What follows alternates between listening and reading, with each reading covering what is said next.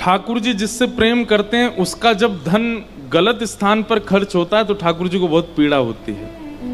उसका समय, उसका धन, उसकी शक्ति अगर किसी गलत जगह व्यय होती है तो ठाकुर जी को भाता नहीं है। कई बार ऐसा होता है कि कई धनवान लोग इतनी गलत जगह पैसा लगा देते हैं कि उनका पैसा लुट जाता है और फिर वो बाद में रोते हैं। पर ठाकुर जी जिससे प्रेम करते हैं उसका धन कभी भी असद स्थान पर व्यय नहीं होने देते। उसका धन गलत जगह पर, उसकी शक्ति गलत जगह पर, उसकी जो भी योजनाएं हैं उनको गलत स्थान पर प्रयोग नहीं होने देते। ब्रजवासियों से ठाकुर जी प्रेम करते हैं तो ठाकुर जी ने मन में विचार किया कि ये सब ब्रजवासी इंद्र की पूजा करते हैं। इंद्र सामान्य देवता है, उसमें भाग्य बदलने की सामर्थ्य नहीं है। बहुत ध्यान से सुनिएगा, देवता असंख्य हैं हमारे हिंदू वैदिक सनातन धर्म में और सब देवताओं को कार्य प्रदान किया गया है। आप वरुण के देव हैं, आप वर्षा के देव हैं, आप वायु के देव हैं, आप आदि आदि भावों के देव, ऐसे सब देवताओं को योजनाएं परिवर्तित करके कार्य दिए गए हैं। पर उन देवताओं की आराधना जब व्यक्ति करने लगता है तो ठाकुर जी मन में विचार करते हैं कि ये भाग्य बदलने वाले देव नहीं है। आप आराधना उनकी कर सकते हैं, पूजा उनकी कर सकते हैं, सेवा उनकी कर सकते हैं जो भाग्य परिवर्तन कर सकते हैं, ऐसे देवता। और ऐसे देव पंचदेव माने गए हैं। सबसे पहले गणपति, गणेश जी की पूजा होती, दूसरे सूर्य नारायण, तीसरे महादेव, चौथे श्रीमन नारायण और पांचवी पराम्बा जगदम्बा वैष्णो देवी। ये पंचदेव हैं और इनके जो रूप हैं उनकी आप आराधना कर सकते हो। उसके अतिरिक्त अगर कोई देव हैं तो उनको आप प्रणाम कीजिए, वंदन कीजिए, पर आपके नित्य स्तवन, नित्य स्मरण में वो देव नहीं हो सकते। अब इसमें आ जाते हैं हमारे कुल देवता, कुल देवी, हमारे इष्ट, वो एक अलग, एक पारिवारिक आपके इष्ट हो गए, ठीक है। अब हमारी भी कुल देवी हैं, ब्रजेश्वरी देवी हिमाचल में। हम साल 2 साल में जब हिमाचल में कथा होती है तो उनको प्रणाम करने जाते हैं, पर हमारे आराधन में, हमारे चिंतन में, हमारे ध्यान में सदा श्री कृष्ण रहते हैं। क्यों? क्योंकि वे पूजनीय देव हैं। नारायण ही श्री साक्षात कृष्ण रूप में आए, नारायण ही राम रूप में आए। तो ये पंच देवों के आराधना और इन पंचों से जो प्रकट देव हैं उनकी आराधना का विधान है, उनके स्तवन का, उनके चिंतन का, उनके वंदन का विधान है। पर कई ऐसे देव हैं जिनको केवल कार्य के लिए ठाकुर जी ने चुना है, पर लोग बाग उनकी भी पूजा आराधना और नित्य स्तवन करने लग जाते हैं। ठाकुर जी को मन में भाव आता है कि भाई तुम अपना समय भी व्यर्थ कर रहे हो, धन भी व्यर्थ कर रहे हो और लाभ तुमको कुछ होना नहीं है। इंद्र कौन है? इंद्र मेघ के राजा हैं। उनको स्वर्ग का कार्यभार दिया है और वर्षा का कार्यभार दिया ठाकुर जी ने। भाग्य बदलने की सामर्थ्य इंद्र के पास नहीं है। अब ये ऐसा विषय है कि इस विषय पर कई लोगों को बुरा भी लग जाता है। हम तो इतने साल से उनको पूजते आ रहे, आप अचानक उनकी मना कर रहे हो। हम मना नहीं कर रहे हैं, हम जो बात है वो बता रहे हैं। पंचदेव ही आराध्य के अधिकारी हैं और इनके जो रूप हैं वो आराध्य के अधिकारी। बाकियों को आप वंदन कीजिए, निंदा किसी को मत करो, छोड़ो किसी को नहीं, किसी के प्रति ओछा भाव मत करो, पर आपके निरंतर चिंतन में ये पंच ही रहने चाहिए। भगवान ने मन में विचार किया कि इन ब्रजवासियों को अब अपनी आराधना करवानी चाहिए, लेकिन ये मोह कैसे पूजेंगे? ये मोह तो पूजेंगे ना, तो कहा करूं? तब ठाकुर जी ने अपने ही स्वरूप श्री गोवर्धन नाथ जी की पूजा कराई। और सब ब्रजवासियों से कहा, भैया तुम जिस इंद्र को पूज रहे हो वह ने तुम्हें कभी दर्शन दियो नहीं दियो? वह इंद्र ने तुम्हें कभी तुम्हारे भाग्य बदलवे की प्रयास किए ना किए? ऐसे इंद्र की पूजा काहे को करो? चलो मेरे संग सब गिरिराज जी चलो, वो भाग्य परिवर्तन करने वाले देव हैं, उनके पास चलो। बंधुओं एक बात बोलें, कई बार जैसे ज्योतिष शास्त्र का अगर आप लोग मानते हैं तो ज्योतिष शास्त्र में आपके जन्म कुंडली के अनुसार आपके भाग्य की कई बातें लिखी होती हैं, ऐसा होगा, ऐसा नहीं होगा, ये हो सकता है, ये नहीं होगा। पर एक बात आपको स्पष्ट कर दें, यदि आपकी देव आराधन प्रबल है और आपकी देव आराधना में बहुत विश्वास आस्था है और ये पंच देवों में से एक देव की आराधना आप बड़ी निष्ठा से करते हैं, तो आपकी कुंडली में अगर कोई ऐसी बात है जिससे जिसके लिए कहा गया कि ये हो नहीं सकता, देव आराधना से वह भी संभव हो जाएगा, वो भी प्राप्त हो जाएगा, उसकी प्राप्ति हो सकती है। तो कई बार आपके देव भाग्य बदल देते हैं। हम जब छोटे थे, स्कूल में पढ़ते थे, तो एक बहुत बढ़िया ज्योतिषाचार्य, आज भी बहुत अच्छे ज्योतिषाचार्य हैं, उन्होंने हमसे स्पष्ट रूप में कह दिया था, मैंने क्या, आप जीवन में कभी कथा नहीं कर पाओगे।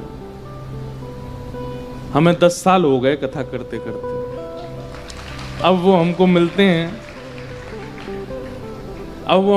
हैं, मैंने कि पंडित जी, तो कहते हैं नहीं देखिए, ये आप मेरे फलादेश को गलत नहीं बता। मैंने कहा उसको गलत नहीं बता रहा हूं, पर ये 10 साल से कथा कैसी हो रही है? तब उन्होंने मुझे इस बात का स्पष्टीकरण किया। बोले देखिए, देव आराधन, आपकी अगर देवता, आपके जो देव हैं, जैसे हमारे ब्रजवासियों के देव गोवर्धन नाथ हैं, गिरिराज जी हैं, वही गिरिराज जी जगन्नाथ जी हैं, वही जगन्नाथ जी द्वारिकाधीश हैं, वही द्वारिकाधीश रंगनाथ हैं, वही रंगनाथ बद्रीनाथ हैं, ये सब नारायण के ही स्वरूप हैं। आपकी देव आराधना इतनी प्रबल थी कि उन्होंने आपका भाग्य परिवर्तित किया। इसलिए अपनी आराधना और आराधन किनका करते हैं इसको चुनिए। इसमें बुरा मानने वाली बात नहीं है, किसी को छोटा बड़ा नहीं कहा जा रहा है। पर जो अब वही बात हो गई ना कि भारत में प्रधानमंत्री भी हैं, राष्ट्रपति भी हैं, लेकिन आप अपनी कॉलोनी के वार्ड मेंबर को ही राष्ट्रपति माने बैठे हो। बोले ये सब काम कर सकता है। आप अपने नगर के विधायक जी को ही सोच रहे हो कि भाई इनसे बड़ा कोई नहीं है। आप अपने नगर के जो मेंबर पार्लियामेंट है, आप सोच रहे हैं कि ये ही हैं भारत के ये जहां चाहे। अब आप कश्मीर गए, आप कन्याकुमारी गए, वहां पर भी राउल केला के विधायक को फोन कर रहे हो, भैया सुनो यहाँ पे होटल वाले से कह दो थोड़े पैसा कम कर दे। वो कहेगा भाई मैं यहाँ का विधायक हूँ, वहां का थोड़ा ही हूँ, वो मेरी क्यों सुनेगा? अरे तुम विधायक तो हो। ठीक वैसे ही 33 कोटि देवता हैं। अब आप उनसे चाहेंगे कि हमारा भाग्य परिवर्तित हो, तो वो कहेंगे भाई हम तो वर्षा के देवता हैं, हम तुम्हारा भाग्य कैसे बदले? भाग्य बदलने की सामर्थ्य तो केवल नारायण में है, भाग्य बदलने की सामर्थ्य तो गणपति में है, भाग्य बदलने की सामर्थ्य तो महादेव में है, भाग्य बदलने की सामर्थ्य तो सूर्य में है। आपने अगर रोज आप सूर्य अर्घ देते हैं, सूर्य वंदन करते हैं, सूर्य नारायण को प्रणाम करते हैं, तो कितने बिगड़े कार्य आपके सुधर जाएंगे केवल सूर्य नारायण का नित्य दर्शन करने से। हम ब्राह्मणों के लिए तो गायत्री उपासना बताई गई है, उस गायत्री में सूर्य नारायण को ही अर्घ देना और सूर्य नारायण को प्रणाम करना, अनेक अनेक अंगों से सूर्य नारायण के दर्शन करना, उसकी कितने विधान है, क्योंकि वो भाग्य बदलने वाले देव हैं। इसलिए ब्रजवासियों को ठाकुर जी लेकर के गोवर्धन गए। इंद्र की पूजा छोड़ो, सब ब्रजवासी 56 भोग लेकर के जैसे ही गिरिराज जी पहुंचे, गिरिराज जी के जाकर के 56 भोग पधराए, परिक्रमा लगाई, मानसी गंगा से स्नान करायो, पंचामृत अभिषेक से स्नान करा करके जैसे ही 56 भोग पधराए, 4 भुजा वाले श्री गोवर्धन नाथ प्रकट हो गए। बोलो गिरिराज धरण की जय। सिर पर मुकुट धारण करके 4 भुजा वाले खूब सुंदर पीतांबरी पहन करके मानो श्याम सुंदर ही एक और रूप धारण करके गिरिराज जी के ऊपर प्रकट हो गए। लाओ ब्रजवासियों भोग, लाओ ब्रजवासियों भोग। गिरिराज बाबा को दर्शन करके सब ब्रजवासी आनंदित है गए। और सब ब्रजवासियों ने गिरिराज जी की पूजा की, अपने अपने घर की सामग्री पवाई, खूब उत्सव मना, खूब नाच रहे हैं, गा रहे हैं, उत्सव मना रहे हैं। ब्रजवासी रसिया गा गा करके श्री गिरिराज बाबा को आनंदित कर रहे हैं।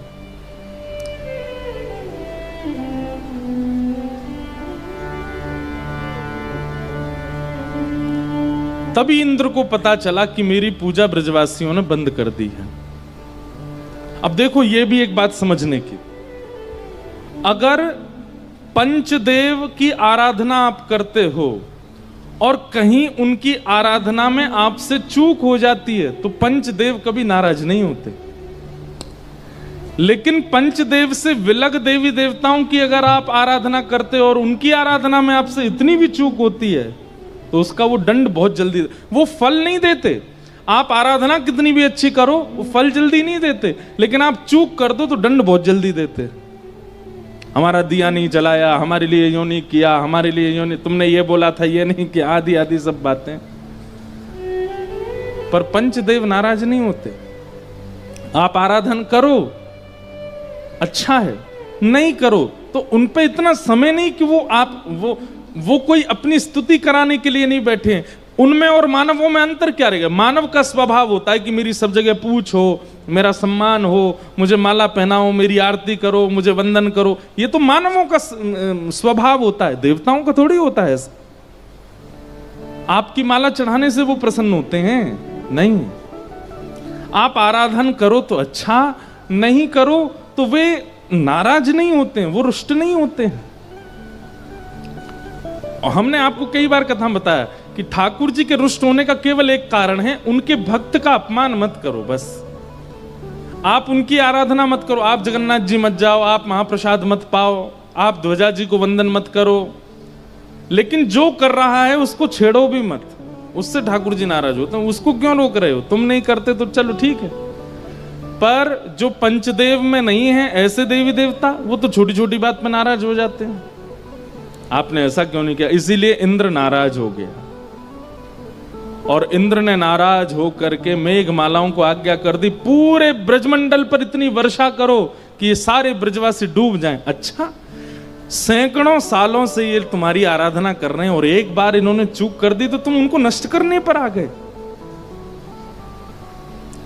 भगवान मानो ब्रजवासियों को सत्य से अवगत कराने के लिए लाए हैं और हम आप सब लोगों को ये बताना चाह रहे हैं कि भाई किसकी आराधना करनी चाहिए, विचार कीजिए।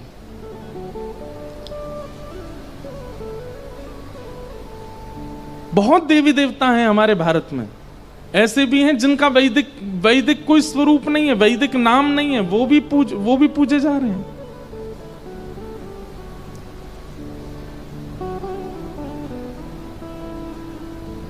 सब ब्रजवासियों ने लाला से कही, लाला देख हमने तो पहले ही मना करी, इंद्र की पूजा बंद मत करा, जो काले काले बादल काहे को आ रहे हैं ब्रजमंडल पे।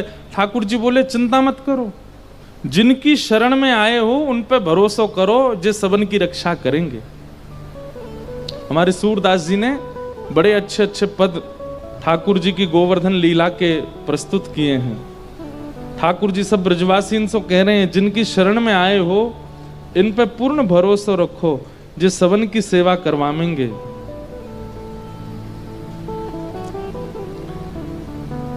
सब ब्रजवासी मानो ठाकुर जी से कह रहे हैं, राख ले हूं अब नंद किशोर,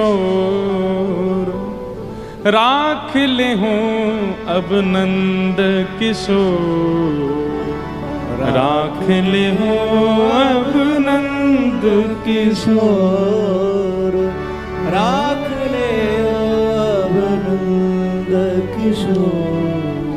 तुम जो इंद्र की मेटी पूजा, तुम जो इंद्र की मेटी पूजा, बरसत है अति जोर, राख ले हो अब नंद किशोर, राख ले हो अब नंद किशोर, राख ले हो अब नंद किशोर। अच्छा देख कितनी अच्छी बात। ठाकुर जी से सब ब्रजवासी कह रहे हैं लाला अब तू ही बचा। एक प्रकार से जैसे कहते हैं ना कि घर में ऐसी कोई बात हो जाती है कि तुम ही लेके आए थे यहाँ पे, अब तुम ही बचाओ। तो ऐसे मानो सब ब्रजवासी छोटे से कन्हैया थे कह रहे हैं लाला तू ही लेके आयो हमें गिरिराज जी, और देख इंद्र नाराज है को, अब तू ही बचा। कैसे बचेंगे हम? ठाकुर जी क्या उत्तर दे रहे हैं? ब्रजवासी तुम तन चितवत हैं, ब्रजवासी तुम तन चितवत है, ज्यों करी चंद चकोर, ज्यों करी चंद चकोर। ठाकुर जी क्या कह रहे हैं? अरे ब्रजवासियों तुम सब्र चिंता मत करो। जैसे चकोर चंद्रमा को देखता है, चंद्रमा चकोर को देखती है, ऐसे ही तुम सबरे गिरिराज जी की तरफ देखो। गिरिराज जी की तरफ अपलक नेत्रन से अपनो सबरो तन समर्पित करके गिरिराज बाबा से प्रार्थना करो, जे तुम्हारी रक्षा करेंगे। आहा, सब ब्रजवासी कुछ तो बैठ गए और कुछ लोगों में विश्वास ही प्रकट नहीं हुआ तो भागने लगे, त्राही माम त्राही माम। अरे जा छोरा ने मरवा दिए, नेक्स्ट छोरा की बात मान करके इंद्र की पूजा बंद कर दी, अब तो ब्रज डूबे तो कोई ना रोकेगो, अब हम मर जाएंगे। लेकिन सब कई संख्या के ब्रजवासी एक साथ बैठकर के गिरिराज बाबा को प्रणाम करने लगे, अपना तन मन धन सब अर्पित करके गिरिराज बाबा से कह रहे हैं बाबा आप ही हमारी रक्षा करो। नेत्र बंद करके सब जैसे प्रणाम करने लगे, इतने में ही मधुमंगल ने हल्ला किया, अरे सब नेत्र खोल करके देखो जे कहां भयो। और जैसे ही नेत्र खोल करके देखा तो क्या पाया? 7 बरस के कन्हैया ने अपनी दोनों भुजान से एक तरफ से गिरिराज जी को अधर कर लियो और भीतर प्रवेश करके अपने बाम हस्त की कन्नी उंगली के नख पर 7 कोस लंबे चौड़े गिरिराज पर्वत को धारण कर लियो है। बोले गिरिराज धारण की। 7 बरस के ठाकुर जी ने 7 कोस लंबो, 7 कोस मतलब 21 किलोमीटर लंबा चौड़ा पर्वत अपने बाम हस्त की एकन्नी उंगली के नख पर धारण कर लिया। श्याम लियो गिरिराज उठाए, श्याम लियो गिरिराज उठाए, श्याम लियो गिरिराज उठाए, श्याम लियो गिरिराज उठाए। तब भी सब ब्रजवासी बेचैन हो रहे थे, उनको भरोसा नहीं हो रहा था कि लाला ने गिरिराज जी उठा लिए। कुछ अभी भी चिल्ला रहे थे, कुछ अभी भी भाग रहे थे।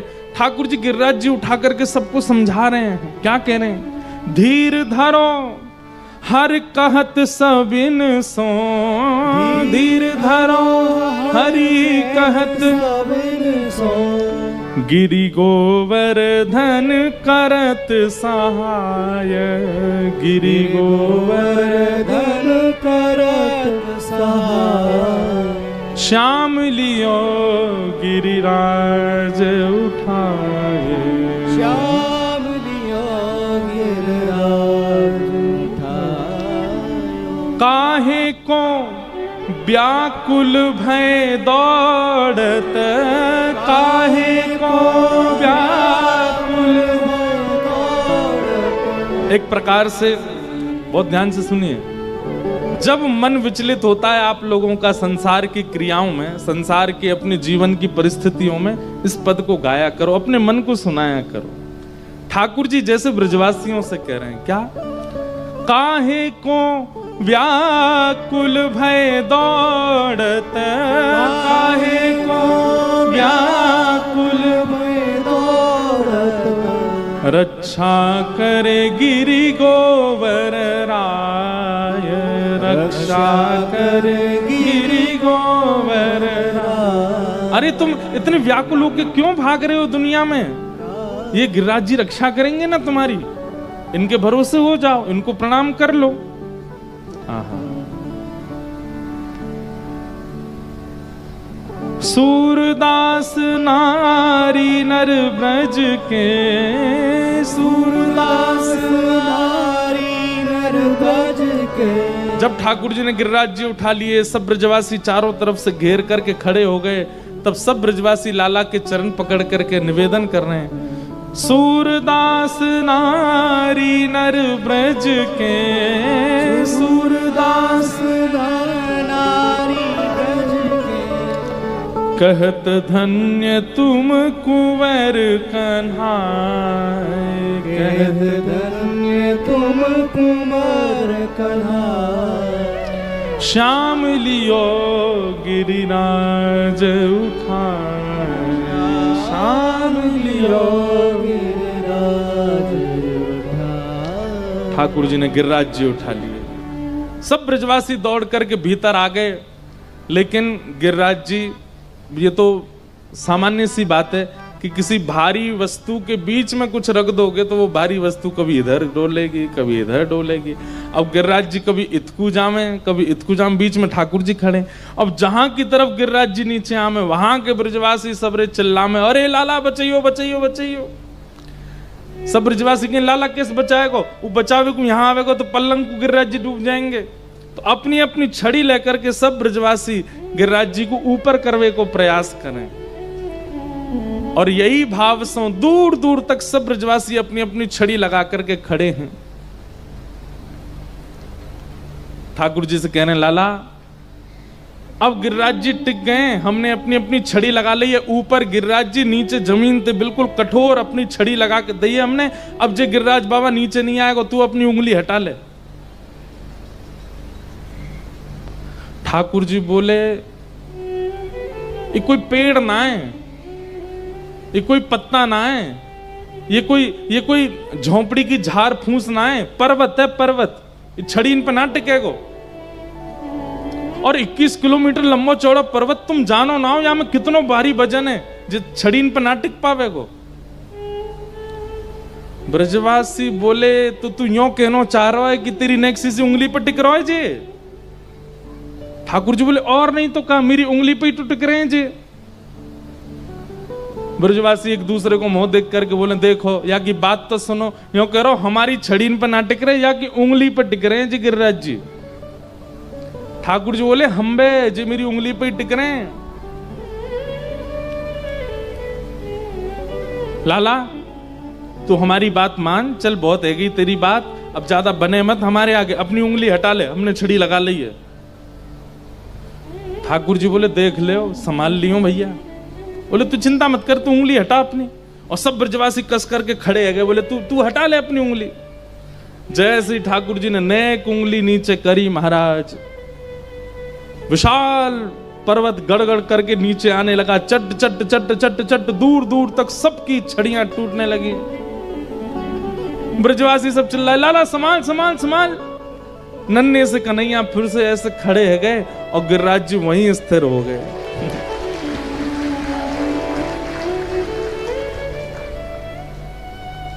इसका अर्थ समझते हैं?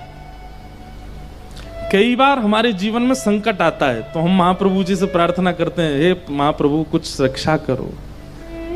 प्रार्थना करते हैं तो प्रार्थना के बाद में रक्षा होती हुई दिखाई देती है। ऐसा अनुभव होने लगता है कि अब सब ठीक हो रहा है, और जैसे ही थोड़ा थोड़ा ठीक होने लगता है ना, तो हम क्या कहते हैं, महाप्रभु जी ने थोड़ी हमने ही किया है, ये हमारे फूफा जी को हमने फोन करके काम करवाया, हमने अपने जीजा जी से कह करके करवाया, हमारे पिताजी ने ये बात कही थी। हम उस समय ये भूल जाते हैं कि ठाकुर जी से प्रार्थना की थी हमने। ठाकुर जी कहते हैं, तो भैया चल तू ही संभाल, मैं अपनी उंगली हटा रहा हूं। और जैसे ही ठाकुर जी नेक उंगली नीचे करें, तो ये फूफा जी रूपी, चाचा रूपी, जीजा जी रूपी, पिताजी रूपी जितनी छड़ियां होती सब चट्टे चट्टे टूटने लगती हैं। और फिर हम प्रार्थना करते हैं, लाला संभाल संभाल संभाल। तब ठाकुर जी एक बार कहते तो नहीं नहीं तुम ही संभालो, तब हम कहते नहीं नहीं नाथ आप संभालो। ठाकुर जी फिर खड़े हो जाते हैं। तो जीवन में आए संकट में पहली बार ठाकुर जी रक्षा करते हैं, पर हमको समझ नहीं आती। फिर दोबारा जब संकट आता है, फिर रक्षा जब ठाकुर जी करते हैं, तब हमारा समर्पण होता है। नहीं नहीं सब तो बहाना है, ठाकुर जी नहीं करवाया ये काम, ठाकुर जी पे ही विश्वास होता है। समझ में आई बात? अभी कुछ दिन पहले की एक घटना सुनाते हैं। हमारे ठाकुर जी तो है ही गिरिराज जी, वो तो है ही ऐसे ही खड़े रहते हैं। गिरधर लाल इतना खेलते हैं, हम ही जानते हैं कि वो क्या क्या लीला करते हैं हमारे साथ। कुछ दिन पहले हमारी कथा थी दिल्ली में, और दिल्ली कथा पूरी करके हमको जाना था अफ्रीका। तो सब साथ में हमारे सब गंधर्वजन, हमारे ब्राह्मण देवता जो बिल्कुल मन लगा के पाठ करते हैं, वो सब जा रहे थे अफ्रीका। सबके पासपोर्ट जमा हो गए। अब 2 जगह नायरोबी जाना था, फिर वहां से साउथ अफ्रीका जाना। तो नायरोबी का वीजा तो आ गया, पर साउथ अफ्रीका के वीजा के लिए पासपोर्ट गए एम्बेसी। तो अब जिसके द्वारा हमने पासपोर्ट भिजवाया वो बोले कल आ जाएगा, परसों। अरे मैंने कि भैया कल तो हमारी कथा पूरी हो जाएगी, परसों हमको निकलना है। बोले नहीं कल तो आ ही जाएगा। और कल था शनिवार, शनिवार को होती है एम्बेसी बंद, तो फ्राइडे को नहीं आया। शनिवार को खूब प्रयास किए लेकिन पासपोर्ट नहीं निकला। अब हुआ तो बहुत कुछ था, सब नहीं बताएंगे। तो फिर अब ये हुआ कि वहां हमने फोन किया कि भैया हम 2 दिन विलंब से आएंगे। तो रविवार से मतलब संडे से नायरोबी में कथा थी, और वहां 3 ही दिन की कथा थी, संडे मंडे ट्यूसडे। मैंने कहा मैं मंडे को रात में पहुंचूंगा, ट्यूसडे से कथा करूंगा। बोले महाराज जी 2-2.5 हजार लोगों ने यहाँ पर अपना रजिस्ट्रेशन करवाया है, हम लोग तो किस किस को उत्तर देंगे, हम तो जानते भी नहीं है। ऐसे ऐसे सब लोग वो करने लगे। हमने लाल जी से प्रार्थना की, मैं लाल जी नहीं जाना है तो आप बताइए, पर जाना है तो फिर इतनी योजना व्यवस्था क्यों करवा दी वहां पे। अब ये पासपोर्ट फंस गया एम्बेसी में। शनिवार को प्रधानमंत्री जी के अलावा कोई और पासपोर्ट निकलवा नहीं सकता एम्बेसी में से। फिर भी हमने बड़े हाथ पैर मारे, किसी मंत्री को फोन करो, किसी को, हमने भी किए फोन। लेकिन पहली प्रार्थना लाल जी से करी, लाल जी आपको अगर जाना है तो आज रात्रि तक इसको व्यवस्थित करवा दीजिए। अच्छा बात ऐसी हो गई कि रात में 10 बजे का हवाई जहाज है और हम 6 बजे तो कमरे में बैठे हैं, पासपोर्ट ही नहीं आया है। मंत्री संतरी सबको फोन कर दिए। अब कहां तक कहें, प्रधानमंत्री जी के अति सन्निकट वाले व्यक्ति को भी फोन कर दिया मैंने कि भाई तुम ही निकलवाओ। अब वो बोले कि आप देश की किसी कार्य से जा रहे होते तो प्रधानमंत्री आवास से फोन भी हो जाता। अब आप अपनी कथा के लिए जा रहे हो, ऐसे इस काम के लिए कोई कैसे फोन करे।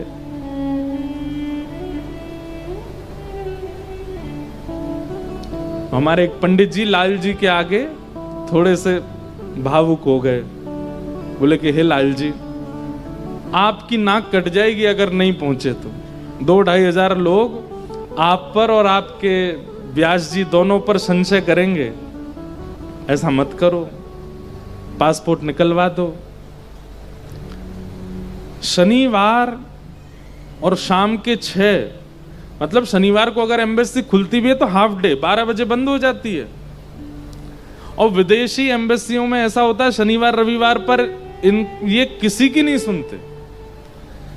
और शाम को 6 बजे एम्बेसी से फोन आता है वहां के एम्बेसडर का, 6:30-7 बजे। बाकी के सब लोग जो थे ये लोग एयरपोर्ट निकल चुके थे। मैं मतलब बारात चली गई है, दुल्हा नहीं गया अभी तक। कथा तो हमको ही करनी है, और ये सब लोग एयरपोर्ट के लिए गाड़ियों में बैठ रहे थे। हमने कि भाई तुम लोग पहुंचो, जाके 2 दिन कीर्तन ही कर देना, और क्या करोगे, कैसे भी थोड़ी तो नाक बचे। ये सब लोग गाड़ी में बैठे हैं और मैं इतना चिंतित, मैंने कि क्या होगा लाल जी, कैसे होगा।